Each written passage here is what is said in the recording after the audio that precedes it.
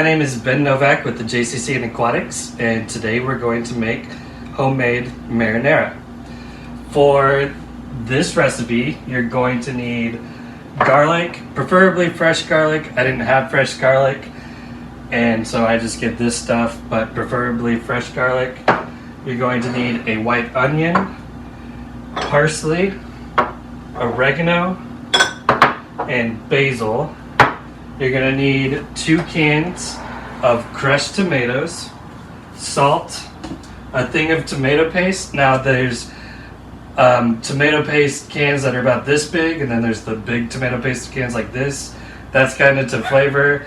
I like a lot more paste in my marinara, so I get the bigger can.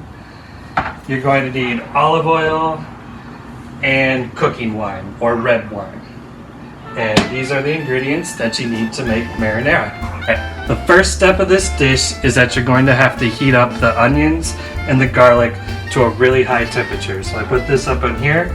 I'm going to put quite a bit of olive oil on the pan as soon as I start heating. Just like that. And then I'm going to dump my onions and my garlic in there. You're going to keep heating this up until the onions turn very translucent, and then that'll bring you to the next step. So I'm going to get all my garlic in there, just like that. I like a lot of garlic.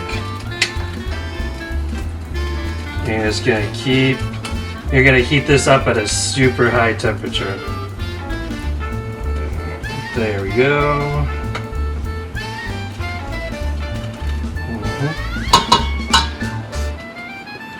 I can already hear the olive oil sizzling. Like I said, you want this to be at a very high temp. You're just going to want to really stir that.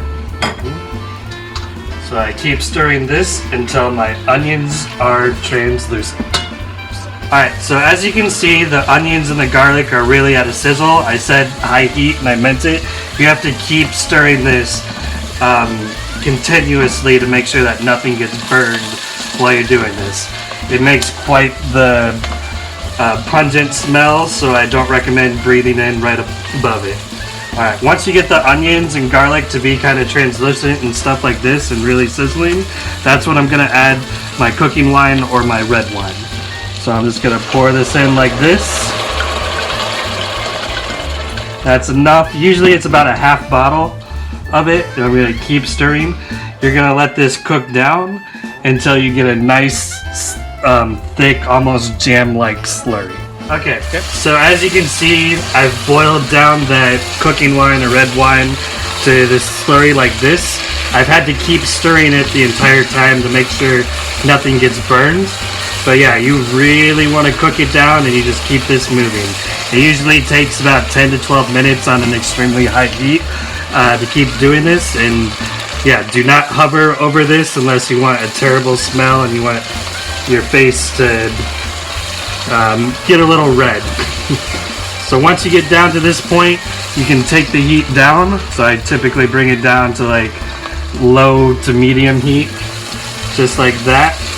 And I'm ready to add my ingredients. I'm going to take this off just to make sure it doesn't get burned while I'm adding some of my other ingredients.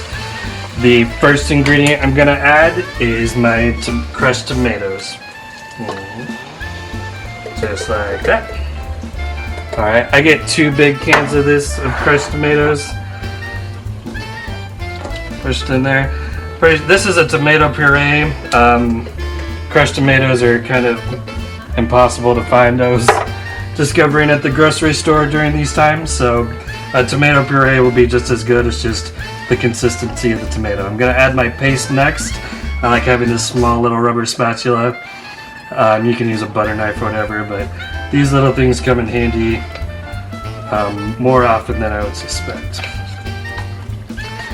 So I'm going to try and get all of that paste in there.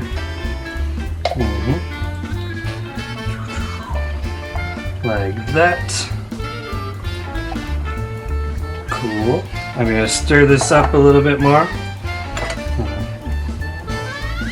just to make sure nothing gets burned at the bottom. Just like that.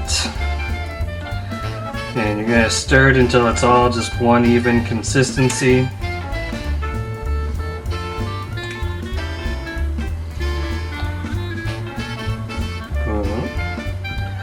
Keep going like that. And then this would be the time that you're going to be adding your herbs.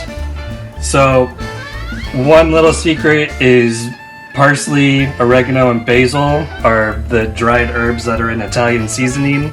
So if you have Italian seasoning, you can just add that. The benefit of having all three separate is you can make it to the flavor that you want, because personally I don't like basil that much. Or not basil, I don't like parsley that much, so I don't add as much parsley as I do the other stuff, but I really like oregano. So I put quite a bit of oregano in. They didn't have fresh basil, otherwise I would have a bunch of fresh basil. So I'm going to put quite a bit of that in there, and put this back on my low to medium heat stove and stir it in. You might be wondering about like the chunks of things and everything, and I'm not too concerned about that right now because I just put mine through a blender. If you want a little bit more chunks, or you like a certain consistency, you can also mince everything to the consistency that you want it.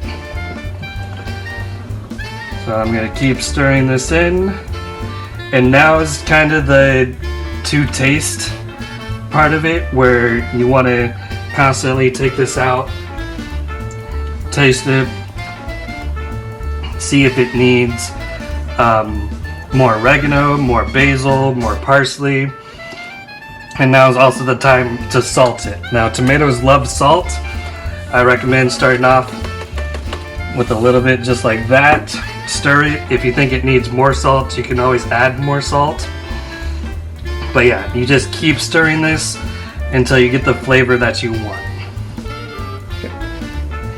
Alright, so I've been stirring this quite a bit. I didn't actually really need to add anything. I put quite a bit of oregano in, I put quite a bit of basil in, and that's how I like it. And then, yeah, the amount of salt I put in a little bit ago, which was about a palmful of salt, was just the right amount for this.